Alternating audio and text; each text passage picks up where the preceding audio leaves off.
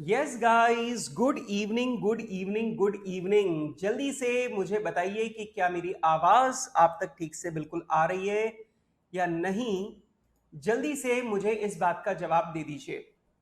Yes, I am waiting for everybody. मैं सबके लिए वेट कर रहा हूं। जल्दी से मुझे बताइए कि क्या मेरी आवाज आप तक बिल्कुल ठीक से पहुंच पा रही है या नहीं पहुंच पा रही। मुझे जल्दी से जवाब दो। सुजन का जवाब आ गया है यस सर, क्या बात है, बिल्कुल। और यहां पर हर्ष का जवाब भी आ गया है। Good evening Surva, Harshul, uh, Harsh, good evening good evening good evening. Yes, चलो भाई। Varnan good evening, Chanchal good evening, Krish good evening, Rohan good evening, Kartik good evening, Niket good evening. Yes everybody, good evening good evening good evening भाई, सब लोगों को मेरी तरफ से गुड इवनिंग। यस, ठीक है बेटा। तो मैंने आप लोगों की बात मान ली है। आपने मुझे किनेशियन थियरी यूट्यूब पर भी लेने के लिए बोला था, तो मैंने किनेशियन थियरी भी आप लोगों के लिए यूट्यूब पर ले लूंगा। ठीक है, done. Yes Vinod good evening, Diksha good evening, Archit good evening, yes Shubham good evening. क्या बात है, रोमांटिक वेदर, क्या बात है यार। बेटा मैं तुमको बताऊं, रोमांटिक वेदर जो है ना, ये सिर्फ मेरे जैसे जो है ना, मतलब लोगों के लिए ही ठीक है। I am a married person, और रोमांटिक एनवायरनमेंट जो है ये मेरे लिए ठीक है बेटा। तुम्हारे लिए तो बेकार है, तुम्हारे लिए किसी मतलब का नहीं है। ठीक है, ओके। यस सुरभा, अपन लोग क्वेश्चन नंबर 29 की बात अभी थोड़ी देर बाद में कर लेंगे, do not worry about it. Yes, और रोहन कह रहा है सर, ओहो क्या बात है रोहन, कोई बात नहीं यार, अभी भी लेट नहीं हुआ है, तुम अभी भी ले सकते हो। Yes Randhir Kapoor good evening, Archit good evening, Saumya good evening.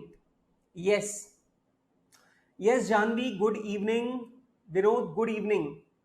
चलिए, सौम्या, किनेशियन थियरी की पूरी क्लासेस, नेशनल इनकम और किनेशियन थियरी की जो पूरी क्लास है ये मैं यूट्यूब पर लेने वाला हूं, इसलिए कोई दिक्कत की बात नहीं है। ठीक है, और बेटा आप लोग सब लोग जो यहाँ पर मेरे साथ में इधर जो मेरी ऐप के ऊपर भी जुड़े हुए हो, वो भी सब लोग मेरे साथ में कनेक्टेड रहो, और अपन लोग सब लोग बहुत मजे से ये वाला टॉपिक जो है वो अपन लोग कवर अप करेंगे। यस गाइस, तो मेरे साथ में जल्दी से हेडिंग डाल दीजिए आज, और मैं आप लोगों के साथ में करने वाला हूं Keynesian theory, Keynesian theory of determination of national income, of determination of national income. तो बेटा मैं आप लोगों के साथ में ये चैप्टर अब यहां पे शुरू करने जा रहा हूं, Keynesian theory of determination of national income. Thank you Saumya, thank you very much. Okay, देखो दोस्तों, पहली बात मैं यहां पर आपको मैं ये वाली बात क्लियर कर दूं, दिस चैप्टर इज वेरी की power infinity simple.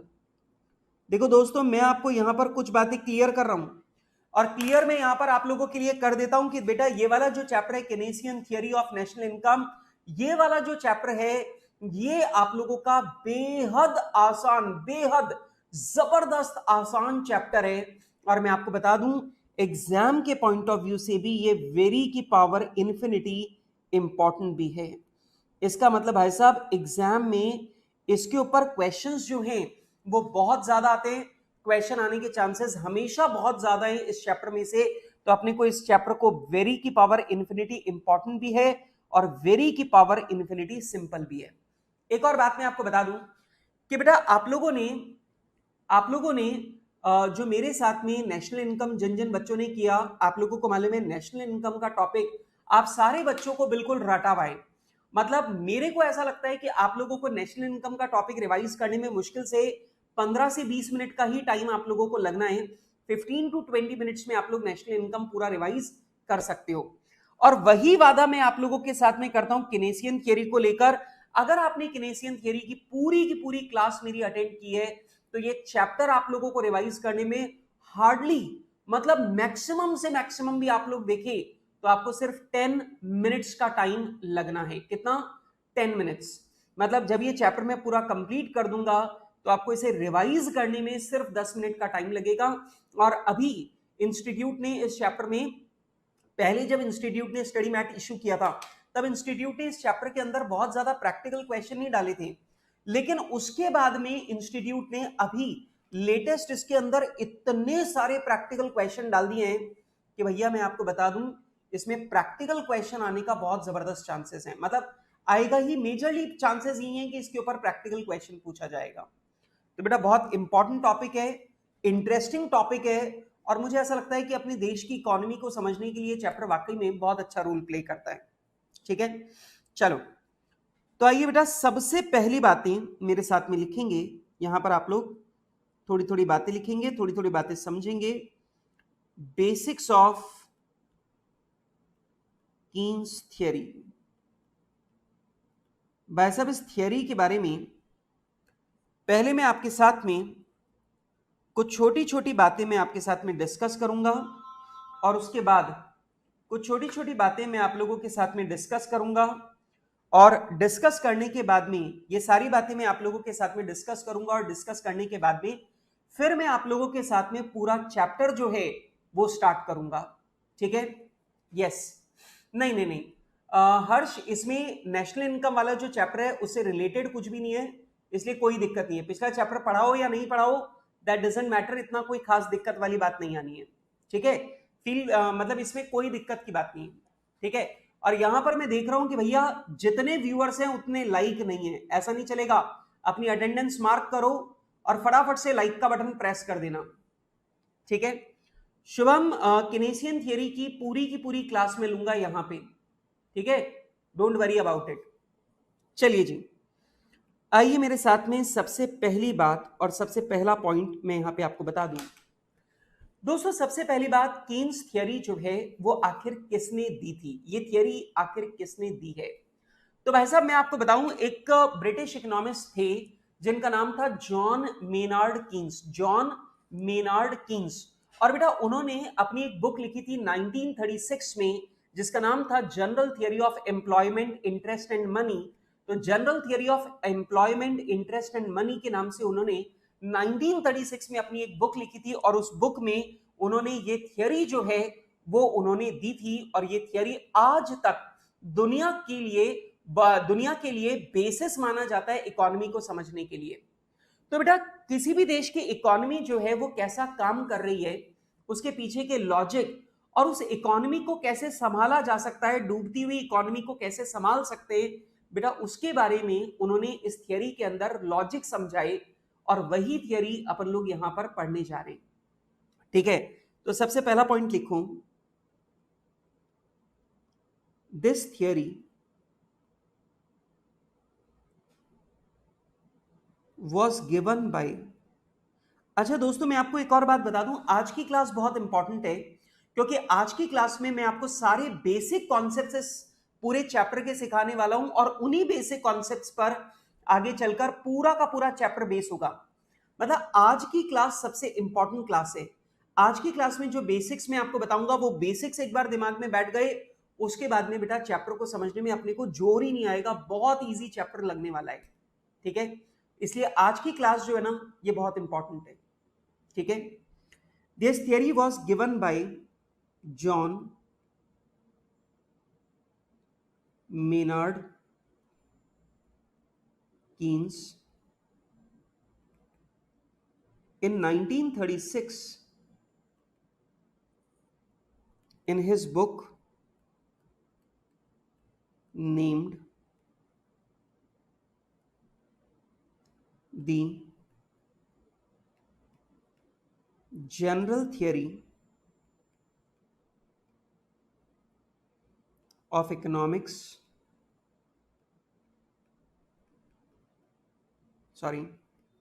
General Theory of Employment, Interest and Money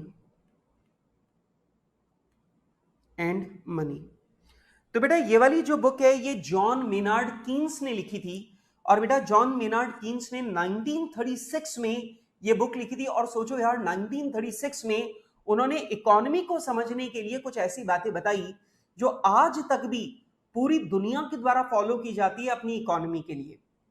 अब आप बोलेंगे सर इन्होंने क्या बात बताई। अब मेरी बात को ध्यान से सुनना और लिखना बिल्कुल भी नहीं, ठीक है। आज मैं तुम्हें पहले कुछ बहुत मजेदार बात समझाने वाला हूं, एक बहुत प्यारा सा लॉजिक समझाने वाला हूं जो आगे जाकर हम लोग यूज भी करेंगे।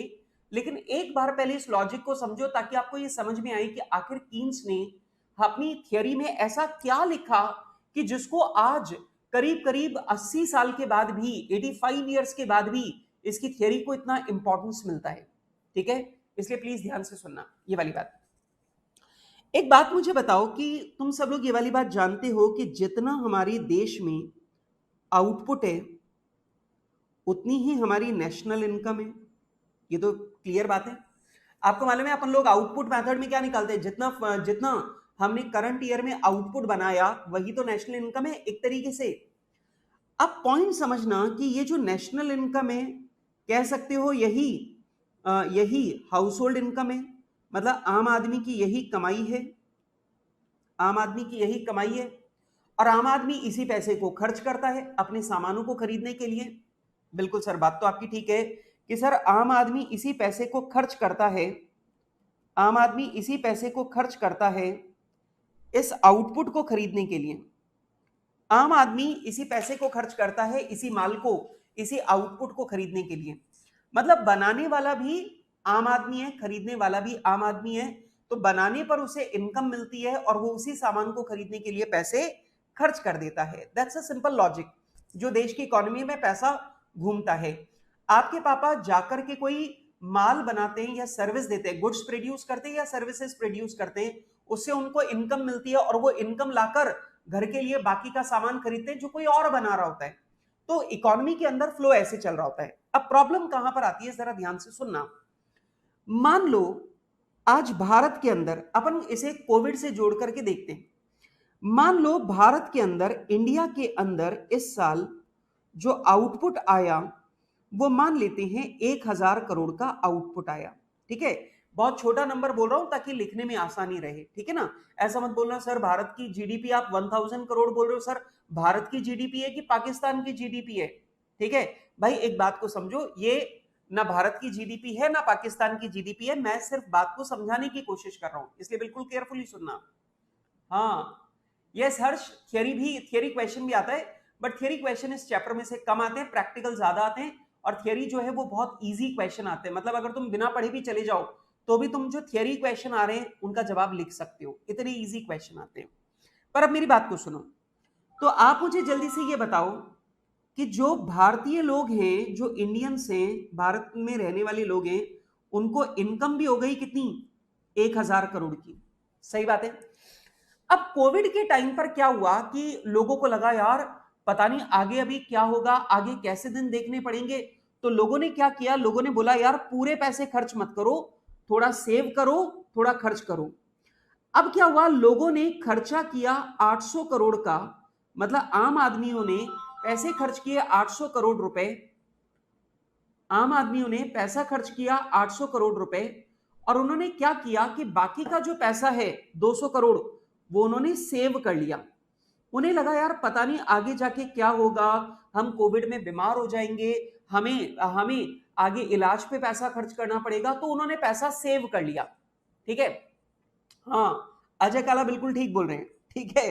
अब सुनो, अब यहां पे एक बात सोचो कि अगर भारत में 1000 करोड़ का माल बना लेकिन लोगों ने इस साल सिर्फ 800 करोड़ का माल खरीदा, तो आप जरा सोच के बताओ कि क्या भारत में मैन्युफैक्चरर के पास में क्या 800 करोड़ का स्टॉक, क्या 200 करोड़ का क्लोजिंग स्टॉक रह जाएगा। बहुत दिमाग लगा के सोचना, इट इज, मतलब अभी आपको जब ये बात मैं खत्म करूंगा ना आपको लगेगा यार क्या लॉजिकल बात है, मतलब कितना जोरदार सोच रहे हैं ये वाली बात को। इसलिए बिल्कुल ध्यान से मेरी बात को सुनना। तो अब पॉइंट समझो कि अगर भारत में रहने वाले लोगों ने इस साल सिर्फ 800 करोड़ रुपया खर्च किया तो ऑब्वियस ही बात है बाजार में माल बिका कितना, 800 करोड़ का। तो बाजार में सारे दुकानदारों के पास, प्रोड्यूसर के पास, सबके पास 200 करोड़ का क्या रह गया, स्टॉक रह गया। अब क्या होगा, अगर आपके पास इस साल 200 करोड़ का स्टॉक रह गया तो आपको अगले साल लगेगा यार अपना 1000 करोड़ का माल बिकना है, अपने पास 200 करोड़ का स्टॉक रखा है, तो एक काम करते हैं, अब अपन 800 करोड़ का माल ही बनाते हैं। अब अपन क्या करेंगे, 800 करोड़ का माल ही बनाते हैं। तुम खुद सोच के देखो कि भैया सिंपल सी बात है, मम्मी सुबह खाना बनाने के बाद में जब शाम को खाना बनाती है तो मम्मी देखती है अच्छा 2 चपातियां बची हुई हैं, टोटल 12 चपातियां काम में आती है, तो 2 तो बची हुई हैं, चलो फिर शाम के लिए अपन है ना 10 चपाती बना लेते हैं। वही सेम कॉन्सेप्ट यहां पर है। अगर आप हमेशा 1000 करोड़ का माल बनाते आए हो, लेकिन अब की बार आपका माल 200 करोड़ का बिका नहीं, आपके पास स्टॉक पड़ा हुआ है, तो आप अगले साल क्या सोचोगे, यार 200 करोड़ का तो अभी स्टॉक ही पड़ा है, अपन 800 करोड़ का माल बनाते हैं। अब अगर आप सेकेंड ईयर में मतलब अगले साल अगर आप 800 करोड़ का माल बनाओगे, तो ऑब्वियस सी बात है जो हमारे देश के नागरिक हैं, जो हमारी जनता है, उसके पास इनकम भी कितनी पहुंचेगी, 800 करोड़। अरे भैया माल अगर 800 करोड़ का बनेगा तो ये 800 करोड़ का पैसा ही तो फैक्टर को मिलेगा, और फैक्टर्स की इनकम कितनी होगी, 800 करोड़ रुपए।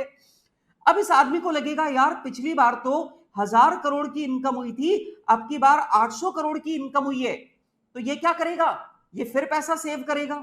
इसको लगेगा यार बाजार, जो इकोनॉमी है, जो बाजार है, जो देश है वो डूब रहा है, और देश डूब रहा है तो ये अपना खर्चा जो है वो और कम कर लेगा, ये अपना जो खर्चा है उस खर्चे को थोड़ा सा और कम कर लेगा, और वो क्या करेगा, वो 200 करोड़ रुपया और सेव कर लेगा।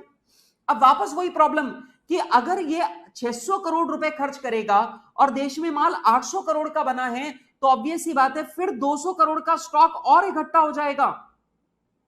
अब 200 करोड़ का स्टॉक और इकट्ठा हो गया, अब पिछले साल का जो 200 करोड़ का स्टॉक पड़ा हुआ था, 200 करोड़ का स्टॉक और आ गया, तो हमारे पास तो 400 करोड़ का स्टॉक इकट्ठा हो गया।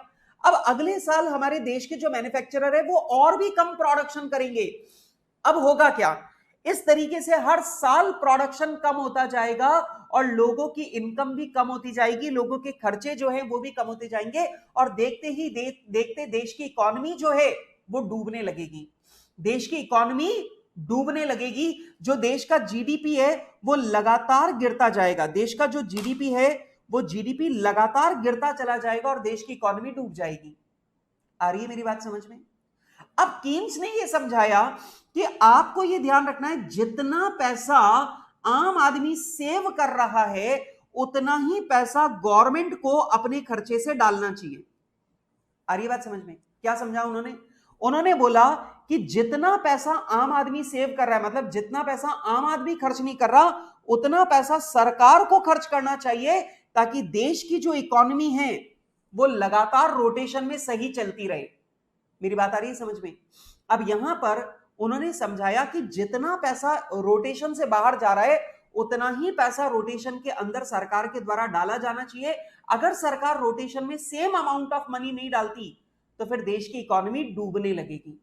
अब जरा सोचो, अगर सरकार 200 करोड़ रुपया खर्च कर दे तो ऑब्वियस ही बात है ये सारा का सारा आउटपुट बिक जाएगा, ये सारा का सारा जो आउटपुट है वो बिक जाएगा, और ये सारा का सारा आउटपुट बिक जाएगा तो अगले साल फिर कितना माल बनेगा, 1000 करोड़ का। अगले साल फिर कितना माल बनेगा, 1000 करोड़ का। मेरी आ रही है बात समझ में? हर साल कितना माल बनेगा, 1000 करोड़ का। क्यों? क्योंकि गवर्नमेंट ने अपना पैसा खर्च करके उस इकोनॉमी को स्टेबल बना दिया। आ रही है बात समझ में? अब जरा सोचो, हर साल 1000 करोड़ का माल बनेगा और वो पूरा का पूरा बिक जाएगा, तो ऑब्वियस सी बात है देश की इकोनॉमी जो है वो स्टेबल बनी रहेगी और हमारी देश की इकोनॉमी कभी डूबेगी नहीं। तो कीन्स ने क्या समझाया कि भाई साहब इकोनॉमी को स्टेबल बनाए रखने में किसका रोल है, गवर्नमेंट का रोल है। गवर्नमेंट अपने खर्चों को मैनेज करके अपनी इकोनॉमी को सस्टेन कर सकती है। आ रही है बात समझ में? अब यहां पर एक और चीज है। अब यहां पर क्या होता है, कई बार ऐसा होता है कि आदमी जो है इनकम उसकी 1000 करोड़ की है, लेकिन वो खर्चा कर रहा होता है कितना, 1100 करोड़। वो अपनी सेविंग्स में से पैसे खर्च कर देता है। अब प्रॉब्लम ये होती है कि देश में माल बना है 1000 करोड़ का और देश के अंदर डिमांड है 1100 करोड़ की, तो ऑब्वियस सी बात है देश में क्या आ जाता है, इन्फ्लेशन। और इन्फ्लेशन आना मतलब हर सामान महंगा होने लगेगा, क्योंकि सप्लाई कम है, डिमांड ज्यादा हो रही है, तो ऑब्वियस सी बात है उस बीच में देश में इन्फ्लेशन फैल जाता है। और आप लोग को मालूम है देश में इन्फ्लेशन अगर आपका फैल गया तो भाई साहब ये भी आपके लिए बहुत बड़ी समस्या हो जाएगी। इन्फ्लेशन भी नहीं आना चाहिए। तो गवर्नमेंट क्या करती है, गवर्नमेंट अपने सारे खर्चे बंद कर देती है। अब गवर्नमेंट अगर अपने सारे खर्चे बंद कर देगी तो आम आदमी की जो इनकम है वो कम हो जाएगी, ऑटोमेटिकली डिमांड जो है वो नीचे आ जाएगी। आदमी के पास पैसा ही नहीं पहुंचेगा तो वो क्या करेगा, डिमांड उसकी कम हो जाएगी, और डिमांड कम हो जाएगी तो डिमांड और सप्लाई दोनों बराबर हो जाएंगी, तो इकोनॉमी के अंदर इन्फ्लेशन भी खत्म हो जाएगा। आ रही है मेरी बात समझ में? तो समझना, केन्स ने बताया कि अगर आपको अपनी इकोनॉमी को स्टेबल रखना है तो आपके देश के अंदर डिमांड और सप्लाई ये दोनों बिल्कुल बराबर चलनी चाहिए, डिमांड और सप्लाई दोनों बिल्कुल इक्वेटेड चलनी चाहिए, तभी आपके देश की इकोनॉमी इक्वल रह सकती है। और उन्होंने अपनी इस पूरी थियरी में इसी इक्विलिब्रियम के बारे में उन्होंने समझाया। Got my point?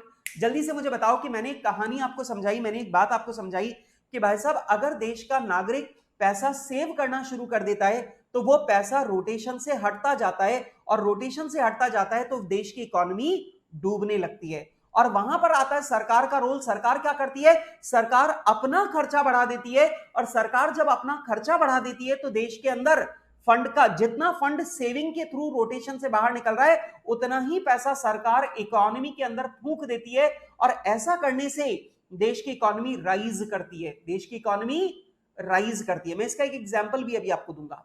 और बेटा जब देश के अंदर प्रोडक्शन से ज्यादा डिमांड पैदा हो रही होती है और वहां पर इन्फ्लेशन आ रहा होता है तो गवर्नमेंट अपने खर्चों को कम कर लेती है ताकि आम आदमी की इनकम कम हो जाए, उसकी डिमांड कम हो जाए, और डिमांड कम हो जाएगी तो डिमांड और सप्लाई लगभग बराबर आ जाएंगे तो देश में इन्फ्लेशन उतना नहीं फैलेगा। ठीक है, यस, गवर्नमेंट को पब्लिक बोलते हैं, ठीक है, गवर्नमेंट सेक्टर को पब्लिक सेक्टर बोलते हैं, ठीक है, पर हाउस होल्ड पब्लिक है, आम आदमी को पब्लिक बोलो। पब्लिक सेक्टर और पब्लिक दोनों अलग अलग चीजें हैं। जल्दी से मुझे बताओ कि मेरी ये वाली कहानी तुम्हें समझ में आई या नहीं आई। देश, किसी भी देश की इकोनॉमी स्टेबल कब होती है, जब वो इक्विलिब्रियम पर हो। इक्विलिब्रियम मतलब जितना आउटपुट है डिमांड भी उतनी ही होनी चाहिए, जितना आउटपुट है उतनी डिमांड होगी, तभी देश की इकोनॉमी इक्विलिब्रियम पर होगी और तभी देश की इकोनॉमी स्टेबल चलेगी। अदरवाइज या तो इकोनॉमी डूबेगी या इकोनॉमी चढ़ेगी। अब मैं तुम्हें इसका एक एग्जांपल देता हूं, बड़ा जोरदार एग्जांपल तुम्हें देता हूं। तुमको पता है कि 1991 से पहले हमारे देश में विदेशी कंपनियों को व्यापार करने की परमिशन नहीं थी। ध्यान से सुनना मेरी बात को, मैं बड़ी जोरदार बात बता रहा हूं आज, प्रैक्टिकल तुम्हें। आजकल मनमोहन सिंह इस बारे में कमेंट जो है वो भी कर रहे हैं, इसलिए प्लीज सुनो, ठीक है। मनमोहन सिंह जी ने अभी लेटेस्ट, अभी 2 दिन पहले भी इस बात के ऊपर कमेंट किया है, इसलिए बहुत ध्यान से सुनना इस चीज को। यस, सुनो, 1991 से पहले हमारे देश में किसी भी फॉरेन कंपनी को हमारे देश में व्यापार करने की इजाजत नहीं थी किसी भी फॉरेन कंपनी को। मतलब भारत के अंदर कोई पिज्जा हट नहीं था, कोई मैकडी खुला हुआ नहीं था, यहां पर कोई नेटफ्लिक्स नहीं आता था, यहां पर कोई फेसबुक नहीं था, गूगल नहीं था, कुछ नहीं था, यहां पर नाइकी के शूज नहीं आते थे, यहां पर सैमसंग और बाकी जो बाहर की विदेशी कंपनियां उनके टीवी नहीं मिलते थे। यहां पर भारत के अंदर सिर्फ स्वदेशी माल बनता था, यहां पर सिर्फ इंडियन कंपनीज को ही ट्रेड करने, व्यापार करने की परमिशन थी। विदेशों से मतलब भारत के बाहर से कोई भी चीज यहां पर नहीं आ सकती थी। उसके बाद में 1991 में मनमोहन सिंह की गवर्नमेंट थी और मनमोहन सिंह जी ने देश की डूबती हुई इकोनॉमी को संभालने के लिए उन्होंने भारत में विदेशी कंपनियों को व्यापार करने की परमिशन दे दी। ठीक है, अब भारत में जब विदेशी कंपनियों को व्यापार की परमिशन मिली तो विदेशी कंपनियों को यह पता था कि भारत की पॉपुलेशन बहुत ज्यादा है और भारत का कंज्यूमर मार्केट बहुत बड़ा है। तो जैसे ही 1991 में मार्केट को ओपन किया वैसे ही सारी विदेशी कंपनियों ने भारत में आकर के व्यापार करना शुरू कर दिया। अब जरा सोच के बताओ कि अगर भारत के बाहर से जितनी भी कंपनियां भारत के अंदर आएंगी वो भारत में बहुत सारा पैसा कैपिटल के रूप में लेकर के आएंगी, तभी तो यहां पर स्टैब्लिश होंगी। तो वो सारी की सारी कंपनियां भारत में इतना पैसा लेकर के आई कि भारत में पैसे की बाढ़ आ गई। और क्योंकि इंडियन इकोनॉमी के अंदर फंड का फ्लो हो गया, इंडियन इकोनॉमी के अंदर पैसे आ गए, तो ऑब्वियस सी बात है वो पैसा रोटेट करने लगा और रोटेट करने लगा तो यहां पर लोगों की इनकम बढ़ी तो लोगों ने खर्चा ज्यादा करना शुरू किया। और ऑब्वियस सी बात है जब लोगों का खर्चा बढ़ा तो रोटेशन जो पहले इतना सा था वो इतना बड़ा हो गया और वो रोटेशन बढ़ते बढ़ते आज इंडिया की इकोनॉमी जो है वो दुनिया की 5वीं सबसे बड़ी इकोनॉमी बन गई है। अब इसी तरफ अगर आप सोच के देखो तो आपको समझ में आएगा, यस ग्लोबलाइजेशन और लिबरलाइजेशन 1991 में हुआ था। अब आप इसी चीज को पाकिस्तान से जोड़ के देखो, पाकिस्तान की इकोनॉमी क्यों डूब रही है? क्योंकि पाकिस्तान की इकोनॉमी के अंदर बाहर से पैसा नहीं आ रहा है। पाकिस्तान की जो इकोनॉमी है उसको एक्सपेंड करने के लिए पैसा चाहिए।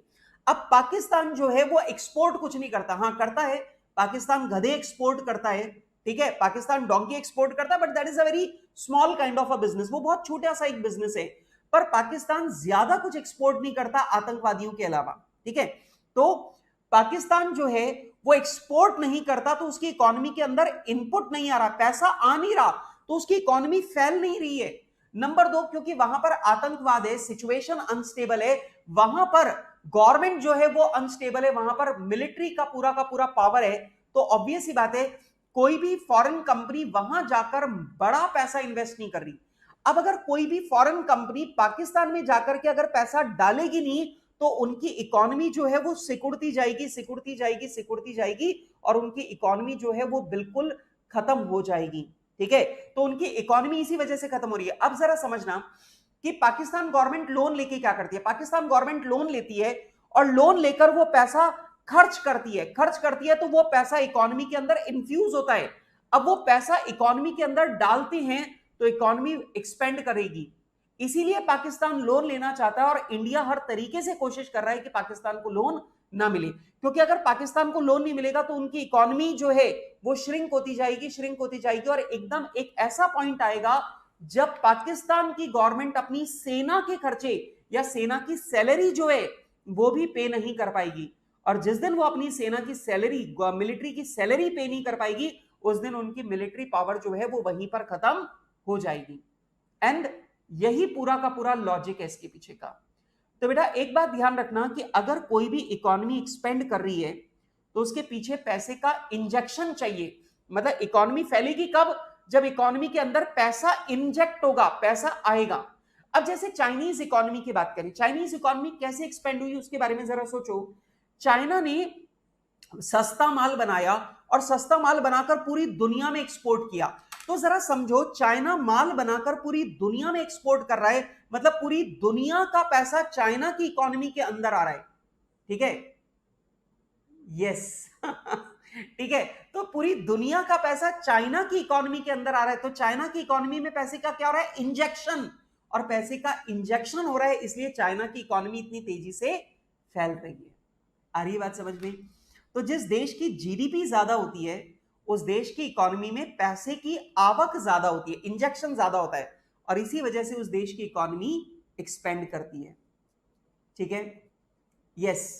मेरी बात, क्या आप लोगों को मेरा ये लॉजिक समझ में आया कि यहां पे केन्स ने क्या समझाया? केन्स ने कुछ बातें समझाई कि इकोनॉमी इक्विलिब्रियम पर कब रहेगी? जब आपके देश के अंदर लोगों की इनकम और आउटपुट दोनों बराबर होंगे। मतलब डिमांड और सप्लाई जब तक देश में बराबर नहीं होगी तब तक इक्विलिब्रियम नहीं रहेगा, और ये इक्विलिब्रियम लाना किसकी रिस्पॉन्सिबिलिटी है? गवर्नमेंट की रिस्पॉन्सिबिलिटी है। दूसरा उन्होंने बात समझाया कि जब लोग सेव करते हैं तो वो पैसा इकोनॉमी से बाहर निकल जाता है, रोटेशन से बाहर निकल जाता है, और रोटेशन से ये जो पैसा बाहर निकल रहा है इसे बोलते हैं लीकेज। और बेटा जब इकोनॉमी के अंदर कुछ एक्स्ट्रा पैसा डाला जा रहा है, इकोनॉमी के अंदर कुछ एक्स्ट्रा पैसा आता है, that is called injection. Injection अगर ज्यादा होगा, लीकेज कम होगा, तो इकोनॉमी फैलेगी, और अगर इंजेक्शन कम है, लीकेज ज्यादा है, तो वो इकोनॉमी डूबेगी, ठीक है। Getting my point? यस। देखो अब यहां पर पॉइंट है कि सर कोविड वैक्सीन के प्रोडक्शन से जीडीपी पर फर्क पड़ेगा या नहीं पड़ेगा? बिल्कुल पड़ेगा यार। Anything which is being produced in India, उससे तो फर्क पड़ेगा ही, ठीक है। दूसरी बात मैं तुमको बताता हूं कि exports are much more important than domestic consumption. आप भारत के अंदर वैक्सीन बनाकर भारत के बाहर बेचते हो तो आप दुनिया का पैसा इंडियन इकोनॉमी के अंदर इंजेक्ट कर रहे हो, तो इंडियन इकोनॉमी एक्सपेंड करेगी, ठीक है। लेकिन अगर आप यही कोविड का इंजेक्शन आप इंपोर्ट कर रहे हो तो आप भारत अपना पैसा निकालकर किसी दूसरे देश की इकोनॉमी में इंजेक्ट कर रहा है। भारत की इकोनॉमी से पैसा निकल रहा है और किसी दूसरे देश की इकोनॉमी में जाकर इंजेक्ट हो रहा है, तो दूसरे देश की इकोनॉमी ग्रो करेगी और हमारी इकोनॉमी श्रिंक करेगी, क्योंकि हमारी इकोनॉमी का रोटेशन वाला पैसा निकलकर बाहर चला गया। इसीलिए जितने भी देश एक्सपोर्ट कर रहे हैं वो हमेशा ग्रो कर रहे हैं, जो इंपोर्ट कर रहे हैं वो हमेशा डूब रहे हैं। अब तुमको एक बात बताता हूं, why Arabian countries have rise so much. Arabian countries जो हैं वो महंगा सामान बेच रही हैं और सस्ती चीजें इंपोर्ट कर रहे हैं। वो पानी इंपोर्ट करते हैं, ठीक है, वो खाने का सामान इंपोर्ट करते हैं और पेट्रोलियम को एक्सपोर्ट करते हैं। तो ऑब्वियस सी बात है उनके पास, उनकी इकोनॉमी के अंदर जो फंड्स आ रहे हैं वो इंजेक्शन ज्यादा है, ठीक है, और लीकेज कम है, इसीलिए वो ग्रो कर रहे हैं। ठीक है, चलो, यस यस यस, ठीक है, आ जाओ जी, आइए बेटा, अब हम लोग चलते हैं आगे।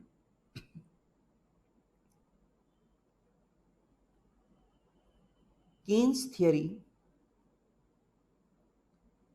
स्टेट्स या explains these situations when economy of a country will be at equilibrium। बेटा इक्विलिब्रियम का मतलब होता है इकोनॉमी स्टेबल है, ना इकोनॉमी नीचे आ रही है ना इकोनॉमी ऊपर जा रही है। मतलब इकोनॉमी स्टेबल है, ना तो इकोनॉमी नीचे गिर रही है ना इकोनॉमी ऊपर जा रही है। ठीक है, अच्छा, नंबर तीन, अब एक बात को समझना कि कीन्स ने एक बात ये बताई कि इकोनॉमी जो है वो बढ़ती कब है और गिरती कब है। मतलब इकोनॉमी राइज कब करेगी और इकोनॉमी श्रिंक कब होगी, वो दोनों बातें एक्सप्लेन की इन्होंने। अब जरा सोचना, मैं भारत सरकार हूं, ठीक है, मैं नरेंद्र मोदी का विशेष सहायक हूं, मैं नरेंद्र मोदी का विशेष सहायक हूं, ठीक है, मैं उनको गाइड करता हूं देश की इकोनॉमी को कैसे संभालना है। अब एक बात मुझे बताओ, पिछले चैप्टर में मैंने तुम्हें नेशनल इनकम कैलकुलेट करना सिखाया, लेकिन वो पोस्टमार्टम है।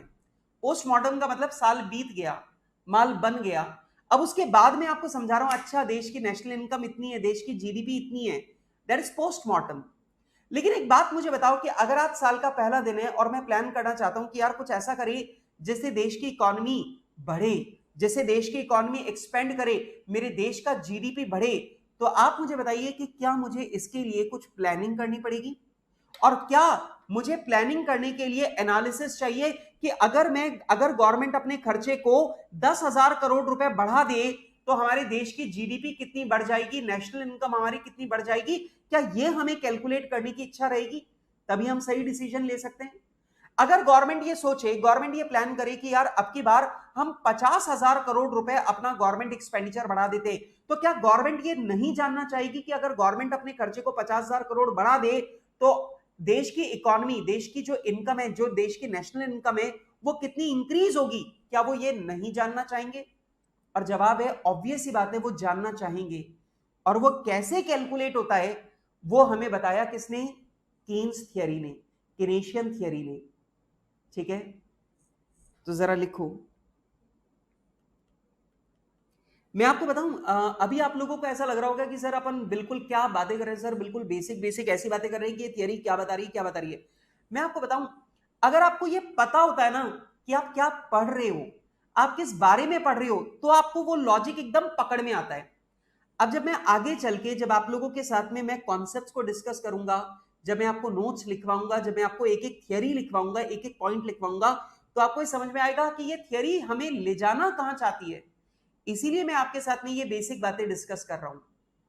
ठीक है, यस, खत्म हो जाएंगी उस दिन ठीक है, लेकिन ये लोग क्या कर रहे हैं कार्तिक, अभी जो अरेबियन कंट्रीज हैं, व्हाट दे आर डूइंग, उनको पता है उनका ऑयल खत्म होने वाला है। जैसे दुबई है, दुबई को पता था कि दुबई के पास ऑयल बहुत कम था, तो ये लोग क्या कर रहे हैं, ये लोग अपनी इकोनॉमी को ऑयल बेस्ड की जगह ये ट्रैवल बेस्ड बना रहे हैं। अब तुम देखो, Dubai is a travel destination, ठीक है, तो दुबई जो है वो टूरिस्ट डेस्टिनेशन है, ट्रैवल डेस्टिनेशन है।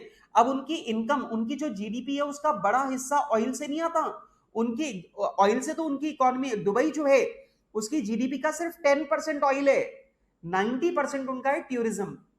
तो वो अपनी इकोनॉमी को शिफ्ट कर रहे हैं। दैट्स अ इंटेलिजेंट ब्रेन, मतलब ये बहुत इंटेलिजेंट वाली बात है। ठीक है, चलो, this theory explains the reasons why economy expands and shrinks. Expands and shrinks. This theory also explain that what happens या what will happen to national income of a country, national income of a country when any variable is changed. Any variable is changed. Any variable is changed. अब आपको मालूम है कि अगर कोई भी variable बदल जाए तो देश की नेशनल इनकम पे क्या असर आएगा, ये भी इस थियरी ने एक्सप्लेन किया। ठीक है, अभी आगे चल के जब हम लोग देखेंगे और जब हम लोग इसके प्रैक्टिकल क्वेश्चन देखेंगे तो सारे प्रैक्टिकल क्वेश्चन हैं ही इसी के बारे में कि अगर एक वेरिएबल को गवर्नमेंट के द्वारा बदला जाए, एक वेरिएबल बदल दिया जाए तो उससे देश की इकोनॉमी के ऊपर क्या असर पड़ेगा, वो भी इसने एक्सप्लेन किया और इसी कॉन्सेप्ट के ऊपर सारा प्रैक्टिकल बनेगा।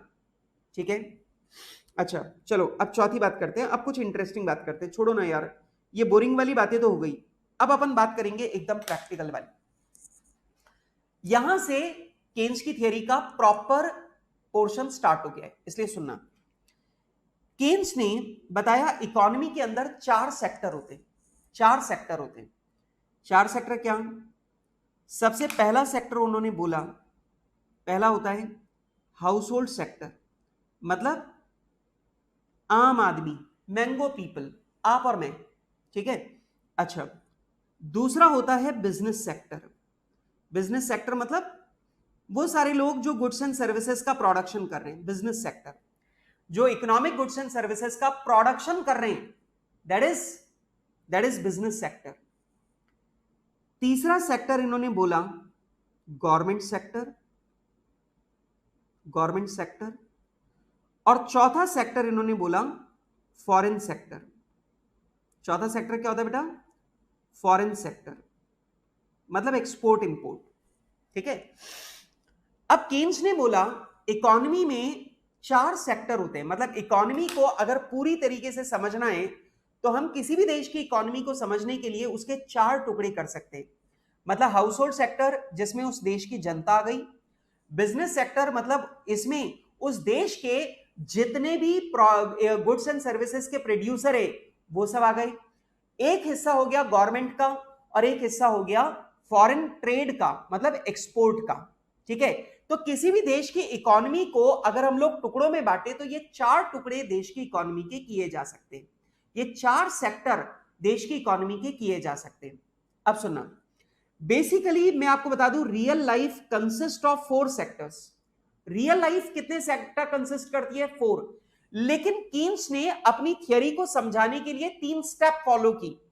केन्स ने पहले आपको समझाया कि अगर मान लो इकोनॉमी के अंदर सिर्फ ये 2 ही सेक्टर होते, अगर इकोनॉमी के अंदर सिर्फ 2 ही सेक्टर होते तो इकोनॉमी में इक्विलिब्रियम कैसे आता, इकोनॉमी में स्टेबिलिटी कैसे आती, इक्विलिब्रियम कैसे आता, पहले उन्होंने वो समझाया।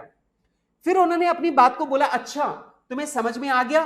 तुमने बोला हाँ हाँ सर हमें समझ में आ गया। बोले अच्छा चलो अब ये सोचो कि अगर देश की इकोनॉमी के अंदर 2 नहीं 3 सेक्टर होते, इसका मतलब हाउस होल्ड सेक्टर होता, बिजनेस सेक्टर होता और देश में गवर्नमेंट सेक्टर मतलब सरकार भी होती, तो उस कंडीशन में देश की इकोनॉमी इक्विलिब्रियम पर कैसे आती, वो उन्होंने समझाया।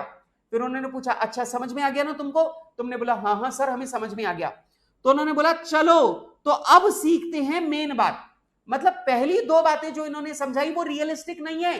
पहली दो बातें आपको इसलिए समझाई ताकि आपको तीसरी बात समझ में आए। मतलब कीन्स की जो थियरी है उसमें मेन जो चीज है वो है चारों सेक्टर को इंक्लूड करके समझना। लेकिन उन्होंने अपनी बात को स्टेप बाय स्टेप समझाने के लिए तीन मॉडल दिए। और तीन मॉडल क्या है? पहला उन्होंने दिया two sector model. Two sector model मतलब पहले बात को पहले बच्चों की तरह समझो। पहले बात को छोटा समझो कि मान लो अगर इकोनॉमी के अंदर दो ही लोग हैं, या तो प्रोड्यूसर है या हाउस होल्ड है। फिर उन्होंने बोला हाँ समझ में आ गया। हमने बोला समझ में आ गया। फिर उन्होंने बोला चलो ठीक है, अब अगर इकोनॉमी के अंदर सरकार भी होगी तो क्या होगा? तो सरकार अगर है तो इक्विलिब्रियम कैसे आएगा वो उन्होंने समझा दिया। हमने बोला बिल्कुल समझ में आ गया, दैट इज कॉल्ड। दूसरी बात इन्होंने समझाई, that is called three sector model. क्योंकि अब यहां पर कितने सेक्टर हैं? तीन। फिर उन्होंने हमसे पूछा कि ये बताओ कि तुम्हें तीन सेक्टर वाली बात समझ में आ गई? मैंने बोला हाँ। तो बोला अब समझो रियलिस्टिक सिचुएशन, अब समझो असल दुनिया। असल दुनिया में तीन नहीं बल्कि चार सेक्टर होते हैं, और चार सेक्टर की बात अब समझो, ये रियलिस्टिक बात है। अब चार सेक्टर के साथ में इकोनॉमी में इक्विलिब्रियम कैसे होता है वो उन्होंने समझाया। आ रही है मेरी बात? तो यहां पर कीन्स की थियरी में कितने मॉडल हैं? तीन। Two sector model, three sector model, four sector model. Two sector model में हम दो ही सेक्टर मानेंगे कि हमारे देश में दो ही लोग हैं, या तो प्रोड्यूसर है या कंज्यूमर है, मतलब हाउस होल्ड है और बिजनेस सेक्टर है। फिर उन्होंने इस बात को, बेसिक बात को समझा दिया ना। फिर उन्होंने बोला चलो अब एडवांस्ड वाली बात सोचो। अगर इकोनॉमी के अंदर गवर्नमेंट सेक्टर भी है, मतलब सरकार भी है, तो उस कंडीशन में इक्विलिब्रियम कैसे होगा? फिर हमने वो समझा। फिर उन्होंने बोला चलो अब मेरी तैयारी पूरी हो गई, अब सीखो सच्ची, अब सीखो असल दुनिया की बात। अब असल दुनिया के अंदर चार सेक्टर होते हैं, और फिर उन्होंने हमें चार सेक्टर में इक्विलिब्रियम कैसे बनता है वो उन्होंने हमको समझाया। तो पॉइंट समझो, उन्होंने वो हमें ले जाना कहां चाहते हैं? फोर सेक्टर मॉडल पे। मतलब वो हमें कहां ले जाना चाहते हैं? फोर सेक्टर मॉडल पे। और ये जो फोर सेक्टर मॉडल है यही रियल लाइफ है। लेकिन सीधे यहां पे समझाने की कोशिश करते तो बात समझ में नहीं आती, इसलिए उन्होंने स्टेप बाय स्टेप समझाने के लिए इसे तीन मॉडल में डिवाइड किया। Getting my point? यस। जल्दी से मुझे बताओ। यस, फॉरेन इन्वेस्टमेंट जो है वो इंजेक्शन है बेटा, वो फॉरेन सेक्टर में आता है। ठीक है, यही वाली बात हो रही है। तो बेटा यहां पर कीन्स ने बोला इकोनॉमी के अंदर चार सेक्टर होते हैं, पर उन्होंने अपनी बात को समझाने के लिए तीन स्टेप ली। Two sector model, three sector model ये सिर्फ तैयारी है, एंड फोर सेक्टर मॉडल जो रियल लाइफ है।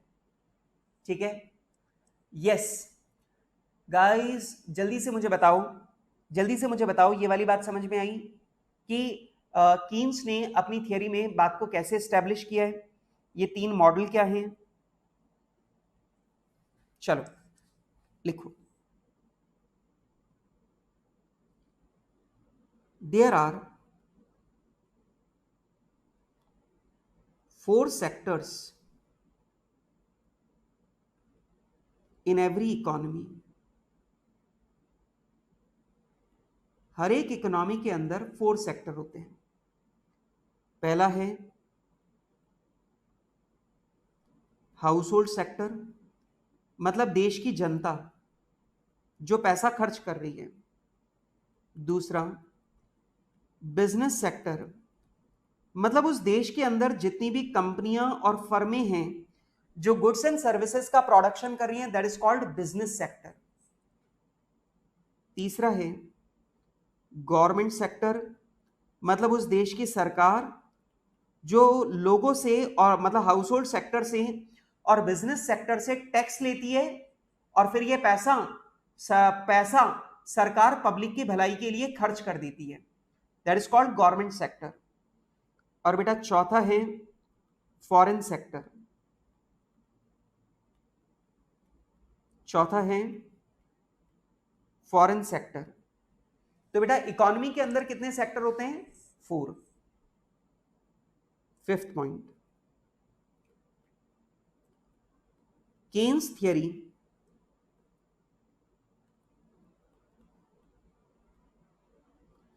explains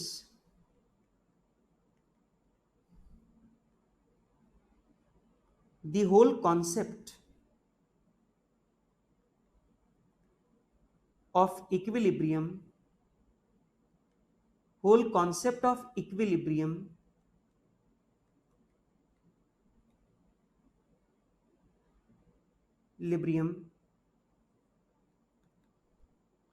in 3 steps. तो बेटा केन्स थियरी में जो इक्विलिब्रियम का कॉन्सेप्ट है वो 3 स्टेजेस में समझाया गया है. 3 स्टेजेस क्या? पहला उन्होंने हमें समझाया 2 sector model.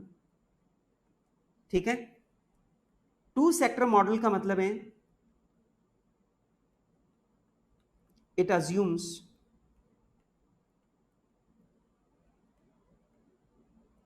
there are only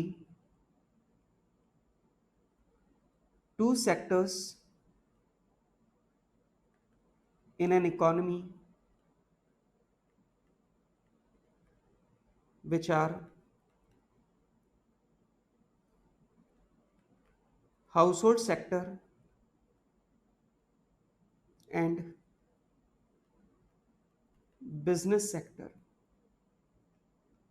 household sector and business sector. दूसरा 3 सेक्टर मॉडल. ये बात ध्यान रखना बेटा, 2 सेक्टर मॉडल बेसिक समझाने के लिए है, 3 सेक्टर मॉडल बेसिक बात समझाने के लिए है, लेकिन रियल लाइफ में क्या लग रहा है? 4 सेक्टर मॉडल.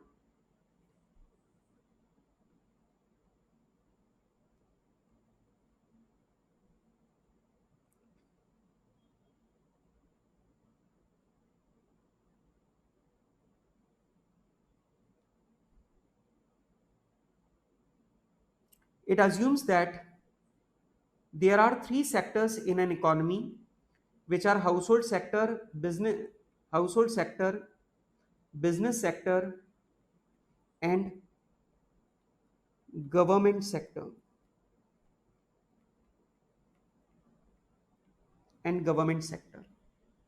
ठीक है, चलो सी लिखो. 4 सेक्टर मॉडल. बेटा 4 सेक्टर मॉडल के आगे आप ब्रैकेट में लिख देना real life situation. 4 sector model ही वो चीज है जो आपकी रियल लाइफ में हो रही है, बाकी सब तो सिर्फ समझाने के स्टेप है. ठीक है बेटा, लिख लिया आप लोगों ने? हाँ जी, ओके. चलो 4 सेक्टर मॉडल में लिखूं.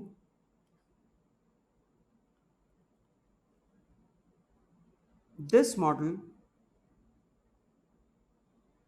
assumes that there are 4 sectors in an economy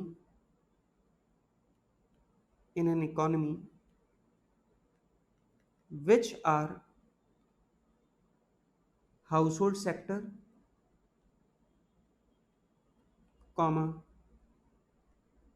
business sector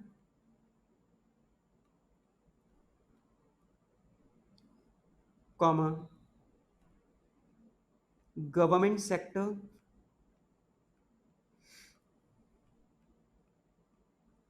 and foreign sector. Government sector and foreign sector. बेटा आप लोग यहां पे एक बात जरा यहां पे हैशटैग करके लिख लेना गाइज. यहां पर आप लोग हैशटैग करके लिख लेना. लिखो the two sector model the two sector model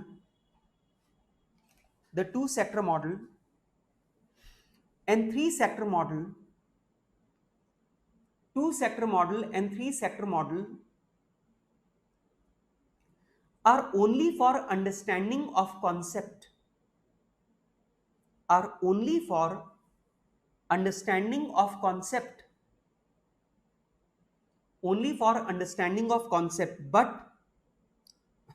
but in real life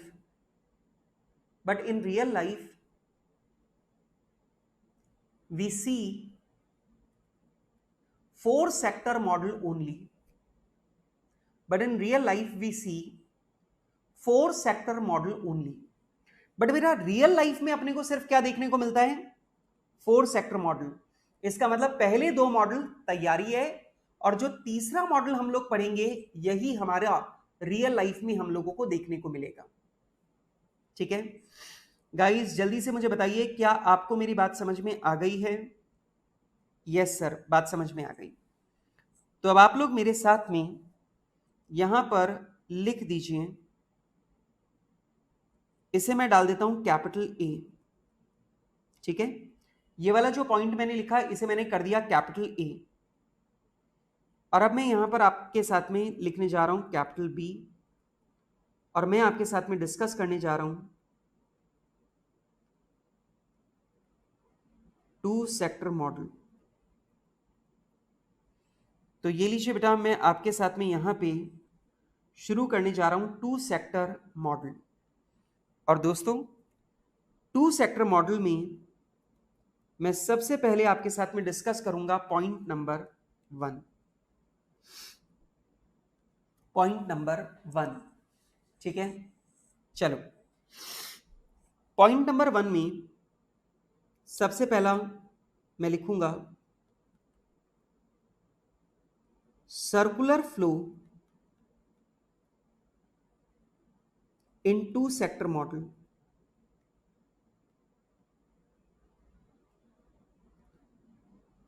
to sector model में सर्कुलर फ्लो कैसे होता है? अब जरा ध्यान देना, बहुत इंटरेस्टिंग है.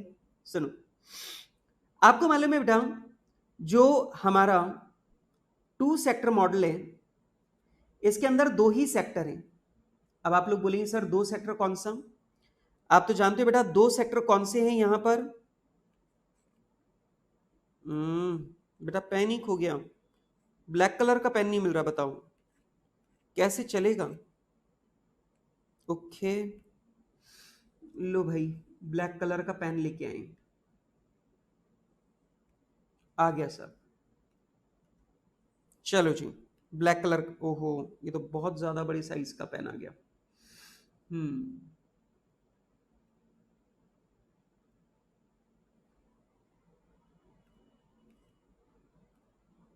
चलो अब सब बच्चे बिल्कुल ध्यान से देखो. एक तो सेक्टर है बेटा बिजनेस सेक्टर, क्या ही चल रहा है, बिजनेस सेक्टर. और दूसरा है हमारा हाउस होल्ड सेक्टर. अब गाइस प्लीज इस बात को ध्यान से देखिएगा. और एक बात मैं आपको बता दूं, ये वाला क्वेश्चन ऑलरेडी हमारे एग्जाम में आ चुका है. लिख लो आप लोग ये वाली बात, ये वाला क्वेश्चन ऑलरेडी हमारे एग्जाम में 3 मार्क्स में पूछा जा चुका है. Circular flow. ठीक है, 2 सेक्टर इकोनॉमी के अंदर सर्कुलर फ्लो क्या होता है? तो सर्कुलर फ्लो का क्वेश्चन ये 3 मार्क्स में ऑलरेडी हमारे एग्जाम में पूछा जा चुका है. यस, बिल्कुल पूरा कवर होगा. यस, चलो अब मेरी बात को प्लीज ध्यान से सुनो. ये बताओ कि बिजनेस जो है उसकी बात करते हैं. तो भाई बिजनेस जो है वो माल बनाएगा, और बिजनेस अगर माल बना रहा है तो आप मुझे बताइए, बिजनेस अगर माल बना रहा है तो क्या हाउस होल्ड जो है वो बिजनेस को फैक्टर सर्विसेज दे रहे? बोलो हाँ कि ना. ये बताओ बेटा, बिजनेस के अंदर काम करने वाले लोग कौन है? भारत की जनता. तो भारत की जनता काम कर रही है, मतलब भारत की जनता जो है वो बिजनेस फर्म को अपनी सर्विसेज प्रोवाइड कर रही है. और बेटा फैक्टर सर्विसेज प्रोवाइड करने के बदले उन्हें क्या मिल रहा है? बेटा वो अपनी सर्विसेज प्रोवाइड कर रहे हैं, और सर्विस प्रोवाइड करने के बदले उन्हें क्या मिल रहा है? उन्हें मिल रहा है भाई साहब फैक्टर पेमेंट. उन्हें मिल रहा है फैक्टर पेमेंट. ठीक है, उन्हें क्या मिल रहा है? Factor payment. तो आप मुझे बताइए, हाउस होल्ड ने फैक्ट्री बिजनेसेस के लिए काम किया और बिजनेसेस ने उन्हें क्या दिया? रेम्युनरेशन. क्लियर है बात? Factor payment. अच्छा, अब हाउस होल्ड के पास में पैसा आ गया. अब हाउस होल्ड क्या करेगा? हाउस होल्ड ये जो पैसा आया, इस पैसे को हाउस होल्ड देगा बिजनेस को. हाउस होल्ड क्या करेगा, ये पैसा देगा बिजनेस को, और ये पैसा जो दे रहा है ये किस चीज के लिए दे रहा है, अपने कंजम्पशन एक्सपेंडिचर के लिए दे रहा है। ठीक है, और बेटा जब हाउस होल्ड बिजनेस को पेमेंट करेगा तो बदले में बिजनेस हाउस होल्ड को क्या देगा, गुड्स एंड सर्विसेज। क्या देगा भाई, goods and services, goods and services. अब ये जो यहां पे अगर आप ध्यान से देखो तो जो पैसा है वो इन दोनों के बीच में फ्लो कर रहा है। बिजनेस में काम कौन कर रहे हैं, जनता। तो यहां पे जनता ने बिजनेस के अंदर काम किया तो उन्हें क्या मिला, रेमुनरेशन या पैसा, फैक्टर पेमेंट। और इन लोगों ने इस पैसे को खर्च किया सामान खरीदने के लिए, तो ये पैसा वापस बिजनेस के पास चला गया और गुड्स एंड सर्विसेज मिल गए किसको, सामान मिला किसको, हाउस होल्ड को। तो यहां पर इस तरीके से अगर देखा जाए तो यहां पर पैसा, सर्विस, गुड्स एंड सर्विस, ये सब एक रोटेशन में घूम रहा है। और बेटा इसी को हम लोग बोलते हैं circular flow of income. Two sector economy के अंदर अगर आप लोग ध्यान से देखो तो इसी को हम लोग क्या बोलते हैं, सर्कुलर फ्लो। ठीक है, क्या बोलते हैं, सर्कुलर फ्लो। ठीक है, पहले मुझे जल्दी से बताओ ये सर्कुलर फ्लो समझ में आया नहीं आया। एक बात मुझे बताओ, मैं एक बिजनेस के अंदर नौकरी करता हूं, तो मैं वहां जाता हूं, वहां जाके काम करता हूं, गुड्स एंड सर्विसेज का प्रोडक्शन करता हूं, जिसके बदले मुझे क्या मिलता है, सैलरी मिलती है। मैं इस सैलरी को बाजार में जाता हूं और खर्च करता हूं, तो ऑब्वियस सी बात है जो सैलरी मैं खर्च कर रहा हूं वो वापस पहुंच किसके पास रही है, बिजनेस के पास। तो बिजनेस के पास में पैसा आया कहां से, मेरे खर्चे से, और वही पैसा उसने मुझे कैसे दे दिया, फैक्टर पेमेंट के रूप में।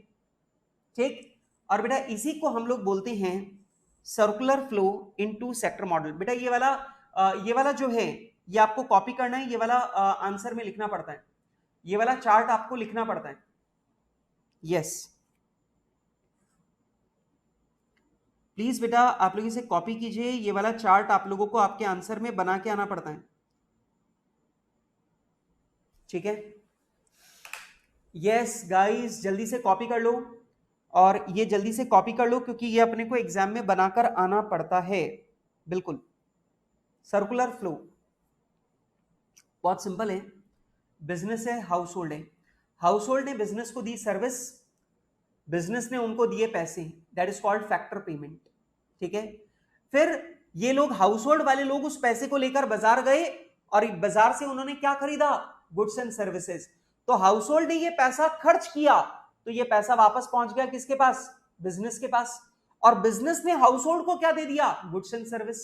तो हाउस होल्ड जो है उसके और बिजनेस के बीच में ये पैसा लगातार घूम रहा है, और ये पैसा जो लगातार घूम रहा है इसी को हम लोग बोलते हैं सर्कुलर फ्लो। ठीक है, अब मेरी एक बात को ध्यान से सुनना, यहां पर अगर आप ध्यान से देखोगे तो यहां पर आपको दो तरह की लाइंस दिखेंगी, एक सॉलिड लाइन है और एक डॉटेड लाइन है। ठीक है, सॉलिड लाइन अगर आप ध्यान से देखो तो ये मनी को डिनोट कर रही है। देख लो, यहां पर हाउस होल्ड ने कंजम्पशन एक्सपेंडिचर करके बिजनेस को पैसा दिया और बिजनेस ने फैक्टर पेमेंट के रूप में वही पैसा हाउस होल्ड को दिया है। तो आपको जो सॉलिड लाइन दिख रही है वो मनी फ्लो है। और बेटा अगर आप लोग यहाँ पे डॉटेड लाइन देखो तो डॉटेड लाइन को देखने से आपको पता चलेगा हाउस होल्ड ने बिजनेस को सर्विस दी और बिजनेस ने हाउस होल्ड को गुड्स एंड सर्विस दी। ठीक है, तो ये जो डॉटेड लाइन से आपको दिख रहा है ये मनी नहीं है, ये सर्विसेज है और बदले में गुड्स एंड सर्विस आ रही है। इसे हम लोग बोलते हैं रियल फ्लो। क्लियर है बात? बेटा ये जो सॉलिड लाइन है ये आपको बता रही है मनी फ्लो, और बेटा जो डॉटेड लाइन है वो आपको बता रही है रियल फ्लो। ठीक है, ठीक है, चलो इसके बारे में और बहुत सारी बातें मुझे करनी है, लेकिन वो बातें मैं करूंगा अब आपके साथ में फ्रेश माइंड से, क्योंकि यहां से आगे अब प्रैक्टिकल पार्ट शुरू होगा। ठीक है, तो आज मैंने सिर्फ एक रफ आइडिया दिया है कि मैं इस चैप्टर में क्या पढ़ाने वाला हूं, लेकिन मैं इसके बारे में बहुत डिटेल में डिस्कशन करूंगा, प्रैक्टिकल वाला पोर्शन शुरू करूंगा कल से। तो यहां तक की जो मैंने बात समझाई, अभी जब मैं प्रैक्टिकल पोर्शन आपके साथ में शुरू करूंगा तो आपको समझ में आएगा अच्छा ये प्रैक्टिकल में ये वाला पॉइंट आने वाला था, इसलिए सर ने कल की क्लास में हमें ये वाली बात को इतना स्ट्रॉन्ग करवाया था। तो सर ने, मैंने आज सिर्फ थियोरेटिकल बातें की है, मैंने सिर्फ जनरल लॉजिक वाली बातें की आज तुम्हारे साथ में। मैंने तुम्हारे साथ में कोई बहुत प्रैक्टिकल, मतलब मैंने तुम्हारे साथ में बुकिश कोई भी बात अभी तक नहीं की है। लेकिन कल से जब मैं तुम्हारे साथ में ये प्रैक्टिकल डिस्कस करना शुरू करूंगा, इस कॉन्सेप्ट को, इस थियरी को समझाना शुरू करूंगा, तब तुम्हें समझ में आएगा कि सर ने कल जो हमें इंजेक्शन और लीकेज की बात समझा रहे थे, या इकोनॉमी के श्रिंक हो रहे और एक्सपेंड होने की बात समझा रहे थे, या डिमांड एंड सप्लाई के इक्वल होने को इक्विलिब्रियम बोलने की बात जो समझा रहे थे, वो जो तैयारी सर ने की थी, वो सारी की सारी तैयारी आपको एक एक पॉइंट में नजर आएगी कि वो बातें मैंने आपके साथ में क्यों डिस्कस की थी। ठीक है, यस ठीक है, ओके, यस, ठीक है। जल्दी से मुझे बताओ कि क्या आप लोगों ने सबने ये चार्ट कॉपी कर लिया है? अगर आप लोगों ने, सब लोगों ने ये वाला चार्ट कॉपी कर लिया है तो बढ़िया है। इस चार्ट के बारे में कुछ डिटेल्स भी मुझे लिखवानी है, वो डिटेल्स भी मैं आप लोगों को लिखवाऊंगा कल की क्लास में। कल की क्लास भी बहुत इंपॉर्टेंट है।